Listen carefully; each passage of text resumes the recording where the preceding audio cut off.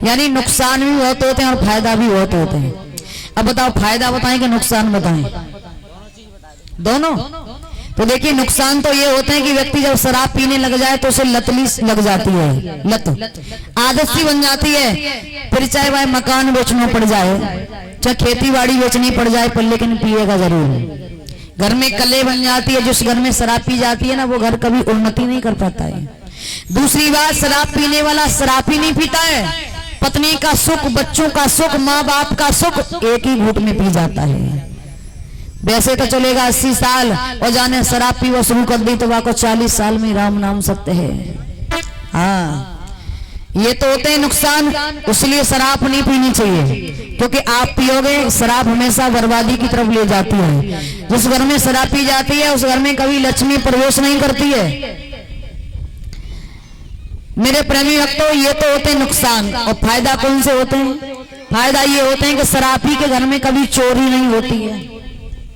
अब चोरी क्यों नहीं होती है? कि भैया शराब पी करके आए, 12-1 बजे घर में झगड़ा कर रहे हैं, पत्नी को मार रहे हैं, कभी बच्चों को मार रहे हैं।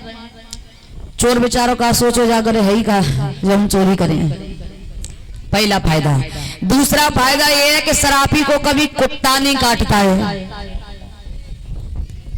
शराबी को कभी कुत्ता नहीं काटता है। बुरा मत मानना अगर पीते हो एक आध भैया तो। कुत्ता क्यों नहीं काटता है? शराबी भैया शराब पी करके आए, रात्रि के 12-1 बजे गलियों में घूम रहे हैं, कुत्ता बेचारा सड़क पे सो रहा है। अब वो गलियों में घूम रहे हैं, कुत्ता बेचारा क्या सोचेगा, ये तो हम तो बड़ा कुत्ता है जो कि रात्रि में 12-1 बजे से चैन नहीं पड़ रहा है। तो शराबी को कभी कुत्ता नहीं काटता है। ये तो होते हैं फायदा। तो फायदा की तरफ ना देख करके नुकसान देखें, जिंदगी बर्बाद हो जाती है। मेरे प्रेमी भक्तों, बोलिए वृंदावन हरिलाल की। उल्टे सीधे वस्त्र पहन के चलो। आगे दर्जी मिला, कहा प्रभु आपके ढीले ढाले वस्त्र हैं, अगर आज्ञा मिल जाए तो फिटिंग बना दो। बोले क्यों ना, और बढ़िया बात है। सभी ग्वाल वालों के कन्हैया के वस्त्र उतरवाए, फिटिंग बनाई, अच्छी तरह से पहनाए। भगवान उस दर्जी को आशीर्वाद दे के आगे बढ़े। जब और आगे बढ़े हैं, 3 अंग से टेढ़ी थी कुब्जा, उसको सीधा किया। प्रभु की भक्ति थी, बहुत कुरूप थी, सीधा ही नहीं बहुत सुंदर किया। और आगे बढ़े, कंस के दरबार के लिए आगे बढ़े हैं। जाते जाते जो अत्थाड़े तार धनुष रखा हुआ था उसे तोड़ दिया। मल्ल युद्ध चल रहा था, पहलवानी ने रोक लिया। कहां जा रहे हो?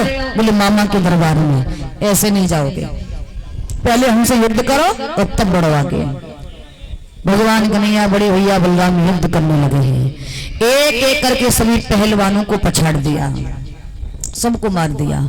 आगे बढ़े तो दरवाजे पे कुबलिया पीड़ हाथी खड़ा हुआ है, पीलवान सवार है। पीलवान सवार है, कुबलिया पीड़ हाथी खड़ा हुआ है। कन्हैया को रोका, कहां जा रहे हो? कन्हैया बोले मामा के दरबार में जा रहे हैं, इस दरवाजे से अपने हाथी को हटा लो। पीलवान कहने लगा दम है तो इसे हटा दो और चले जाओ। मेरे भैया भगवान ने हाथी की सूंड पकड़ी, बलराम ने पूंछ पकड़ी और उसी समय घुमा करके चट्टान में मार दिया। हाथी का प्राणायाम तो हो गया। आगे बढ़े, कंस के दरबार में पहुंचे। जो भैया कंस का मान मर्दन करेंगे वो आ जाए। कंस को कौन मारेंगे?